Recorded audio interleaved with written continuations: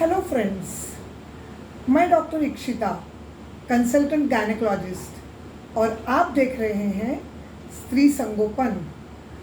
आज के एपिसोड में हम देखने वाले हैं प्री कंसेप्शन काउंसलिंग के बारे में, यानी कि गर्भधारणा रहने के पहले अगर पेशेंट गायनेकोलॉजिस्ट से मिलेंगे तो उनको क्या बेनिफिट होगा। अगर हमें कोई ट्रैवलिंग करना है या घर लेना है या नया बिजनेस चालू करना है तो उसके पहले हम बहुत प्लानिंग करते हैं, उसके बारे में सभी जानकारी निकालते हैं और बाद में ही जो ट्रैवलिंग शुरू करना है या बिजनेस शुरू करना है या घर लेना है उसके बारे में डिसीजन लेते हैं। यानी ऐसे कोई भी चीज़ होने वाली है तो उसके पहले बहुत प्लानिंग रहती है। लेकिन ये बहुत मज़े की बात है कि हमारे फैमिली में एक नया मेहमान आने वाला है और उसके बारे में बहुत ही कम लोग प्लानिंग करते हैं। बहुत बार ऐसे होता है कि पेशेंट गायनेकोलॉजिस्ट के पास डायरेक्टली यूरिन टेस्ट पॉजिटिव का रिपोर्ट ही लेके जाते हैं। यूरिन टेस्ट पॉजिटिव बहुत ही अच्छी बात है, बधाई हो। लेकिन अगर आपको हेल्दी शिशु चाहिए, निरोगी बच्चा चाहिए, तो आपको मेरी राय रहेगी कि प्रेगनेंसी प्लान करने के पहले आपको ज़रूर गायनेकोलॉजिस्ट से मिलके सलाह लेनी चाहिए। अभी आप पूछेंगे इसकी क्या ज़रूरत है, हमारे फैमिली में तो किसी ने ये नहीं किया। पहले के ज़माने में अलग बात थी, लेकिन आज के ज़माने में बहुत एडवांस तरीके के ब्लड टेस्ट आए हुए हैं, डिफरेंट इन्वेस्टिगेशंस आए हुए हैं, जिसकी मदद से हम ये देखेंगे कि जिसके शरीर में ये बच्चा बढ़ने वाला है वो माता प्रेगनेंसी के पहले पूर्ण तरीके से हेल्दी है कि नहीं। तो कभी आपको जाना चाहिए डॉक्टर को मिलने के लिए, आपको जाना चाहिए प्रेगनेंसी प्लान करने के 3 या 4 महीने पहले। अभी डॉक्टर क्या करेंगे, तो डॉक्टर पहले कपल की इन्वेस्टिगेशंस करेंगे, ये देखने के लिए कि जो वुड बी मम्मी और डैडी है वो कितने हेल्दी है, और अगर नहीं है तो उनका पहले इलाज करेंगे। तो सबसे पहले हम देखेंगे कि वाइफ की कौन सी इन्वेस्टिगेशंस की जाएगी। तो ब्लड टेस्ट में हम करेंगे सीबीसी, हीमोग्लोबिन जानने के लिए, क्योंकि अगर उसे अनीमिया है तो बच्चा ग्रोथ रिटार्डेड होगा, उनका अबॉर्शन होगा, उनको प्रेगनेंसी इंड्यूस्ड हाइपरटेंशन होगा, मिसकैरेज होगा या प्रीमैच्योर डिलीवरी होगी, और इसके लिए हीमोग्लोबिन की जानकारी बहुत ज़रूरी है। दूसरे हम सीबीसी में देखते हैं प्लेटलेट काउंट, क्योंकि अगर प्लेटलेट काउंट बहुत ज़्यादा है तो उसे कहते हैं थ्रोम्बोफिलिया, और जिसकी वजह से रिकरेंट प्रेगनेंसी लॉस यानी बार बार 3 महीने के पहले अबॉर्शन होना, ये बीमारी हो सकती है। तो इसके बारे में फिर डॉक्टर को बहुत सतर्क रहना पड़ता है। दूसरी टेस्ट हम करते हैं ब्लड शुगर की। ब्लड शुगर की टेस्ट में हमें पता चलता है कि ये महिला को डायबिटीज़ की बीमारी है या वो प्री डायबिटिक है, क्योंकि डायबिटीज़ की बीमारी होने से भी मिसकैरेज के और एबनॉर्मल बच्चे होने के चांसेस बढ़ जाते हैं। तो प्रेगनेंसी के पहले इसकी पूरी ट्रीटमेंट होना चाहिए, और एक बार शुगर नॉर्मल हो जाएगी तो ही इसकी आगे प्रेगनेंसी के लिए ट्राई कर सकते हैं। तीसरी टेस्ट हम करते हैं थायराइड। माँ का थायराइड फंक्शन बहुत नॉर्मल होना ज़रूरी है।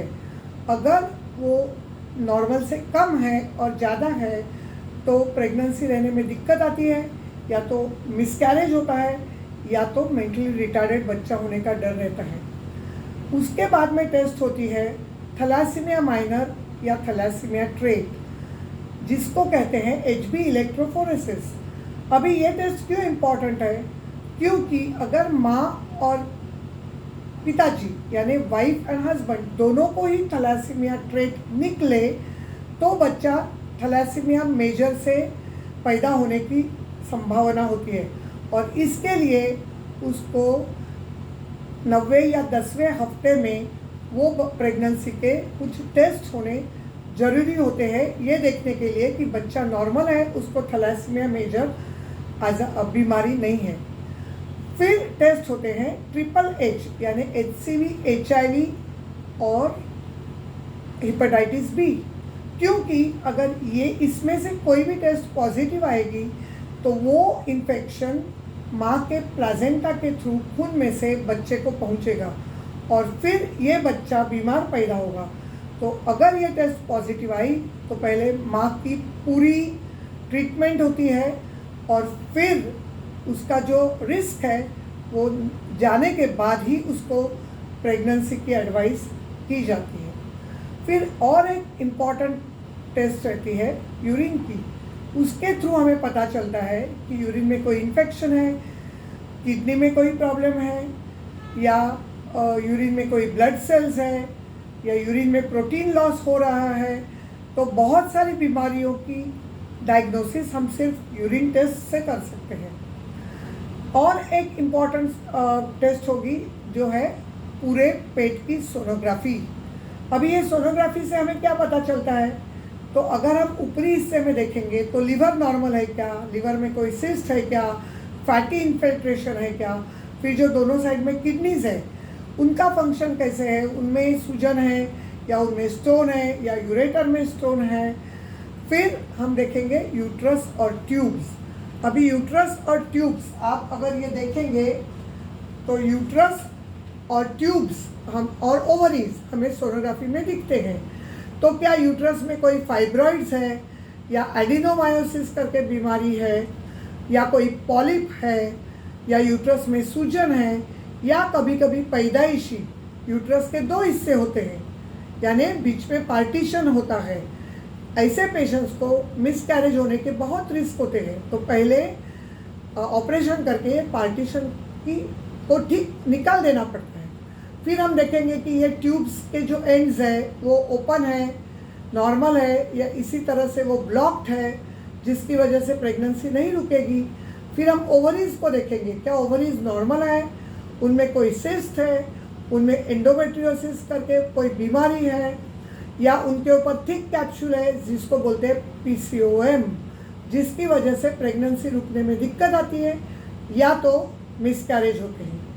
तो ये पूरे इन्वेस्टिगेशंस हम पहले वाइफ के करते हैं, क्योंकि अगर इसमें कोई भी बीमारी है तो उसे ठीक करने के बाद ही वो प्रेगनेंसी का डिसीजन ले सकते हैं। तो फ्रेंड्स, अगले एपिसोड में हम देखेंगे कि हम हस्बैंड्स की कौन सी टेस्ट इन्वेस्टिगेशंस करेंगे और हस्बैंड के लिए और वाइफ के लिए हम कौन सा एडवाइस देंगे। तो अगर आपको ये अच्छा लगा होगा तो आप प्लीज़ लाइक कीजिए, शेयर कीजिए और मेरे चैनल को सब्सक्राइब कीजिए। मिलेंगे अगले इंटरेस्टिंग एपिसोड में। तब तक के लिए आप खुश रहिए और अपने सेहत का ख्याल कीजिए। धन्यवाद।